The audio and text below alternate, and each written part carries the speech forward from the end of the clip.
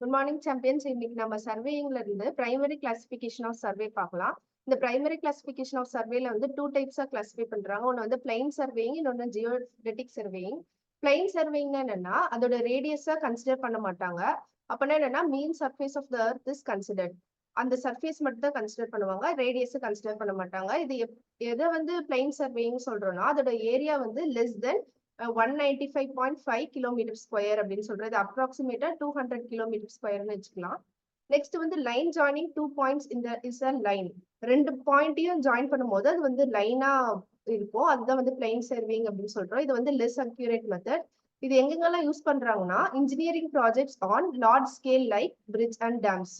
Bridge and dams ப்ராஜெக்ட்ஸ்ல வந்து plane surveying use பண்றாங்க. இது ஜியோடெட்டிக் சர்வேயிங்னா என்னன்னா actual surface of the earth is taken into account. அப்படின்னா ரேடியஸ் ஆஃப் த எர்த்தை வந்து கன்சிடர் பண்ணிக்குவாங்க. இதோட ஏரியா இது வந்து எப்போ ஜியோடெட்டிக் சர்வேன்னு சொல்றோம்னா இதோட ஏரியா வந்து கிரேட்டர் தென் 200 கிலோமீட்டர் ஸ்கொயர். இது அப்ராக்சிமேட்டா வந்து 200 கிலோமீட்டர் ஸ்கொயர்னு வச்சுக்கலாம். இது வந்து ஆர்க் மாதிரி இருக்கும், ஏன்னா ரேடியஸ் நம்ம கன்சிடர் பண்றோம், அப்போ இது ஆர்க்கா இருக்கும். It is more accurate. இந்த மெத்தட் தான் மோர் அக்யூரேட். பிளைன் சர்வேயிங் வந்து லெஸ் அக்யூரேட் அப்படின்னு சொல்றோம். It is use to establish control point for plane survey. இதோட all plumb lines are radial அப்படின்னு சொல்றோம். அதோட பிளம் லைன்ஸ்னா என்னன்னா அதோட கர்வேச்சர்ல இருந்து கீழே போகும்போது அது வந்து ரேடியலா இருக்கும் அப்படின்னு சொல்றாங்க. இது வந்து ஜியோடெட்டிக் சர்வே. Thank you services.